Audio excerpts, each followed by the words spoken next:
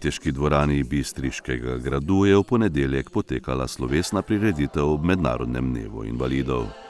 Pester kulturni program so pripravila invalidska društva in zavodi, obiskovalci so se seznanili tudi z dejavnostmi invalidskih organizacij in o projektu Občina po meri invalidov.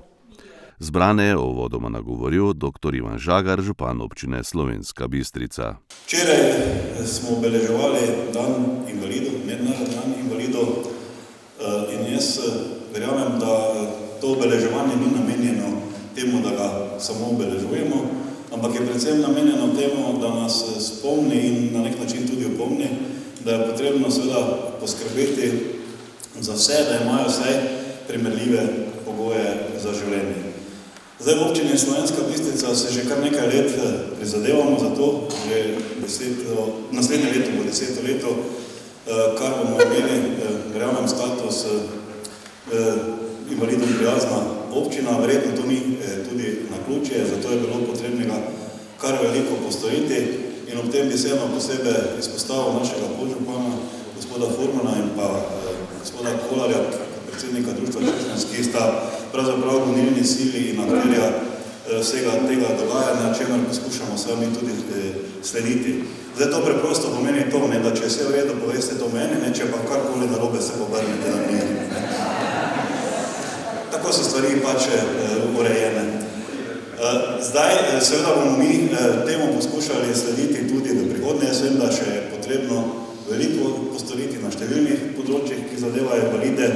Ravno na prejšnji seji občinskega sveta smo potrdili spet, oziroma je bil potrjen spet akcijski načrt za naslednje 4-letno obdobje, tako da tudi v naslednjem 4-letnem obdobju nas čakajo še številne naloge, številni izzivi in jaz verjamem tudi v zelo dobro sodelovanje s vsemi društvi, ki delujete na tem področju, tako da bomo lahko skupaj naredili ta premik naprej, da bomo skupaj pelali to akcijo, s katero je pravzaprav povezan ta slogan, če sem prav razumel. In jaz sem prepričan seveda, da nam bo skupaj tudi uspelo in verjamem, da nam bo skupaj uspelo, da bo lahko življenje v prihodnje zase pravzaprav vseeno nekoliko bolj znosno. Pobudnik za pridobitev listine Občina po meri invalidov je bilo Društvo invalidov Črešnjevec. Mi smo že za ta projekt začeli delati leta 2012, da smo lahko 2014 dobila občina listino Občina po meri invalidov.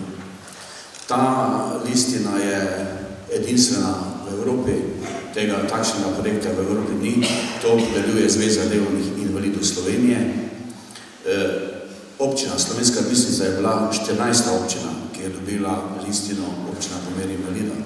Do sedaj jih je bilo 43 podeljenih listin Občina po meri invalidov, 43. Zdaj pa računajte, koliko občin je v Sloveniji, da smo bili kar pogumni.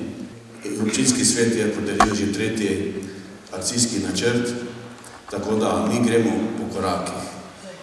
Občina po meri invalida ni, da spreminjamo velike stvari, ampak morate računati, da nekateremu 2 cm pomeni veliko. Za vsak dan je gibanje po občini in po našem lepem kraju Slovenska Bistrica. To je namenjeno, ni samo namenjeno invalidov, ampak vsem občanom, da boljše in lažje živimo in ustvarjamo v občini Slovenska Bistrica. Vsem nastopajočim, vsem se še enkrat zahvaljujem za sodelovanje in vsem ob prihodu novega leta zaželim srečno, predvsem pa zdravo novo leto. Na prireditvi so predstavili tudi edinstveni projekt odbora in planinec v okviru Planinske zveze Slovenije, kamor so vključene invalidne osebe. Sicer pa so program obogatili z mednarodno slikarsko razstavo invalidskih društev v grajskih salonih.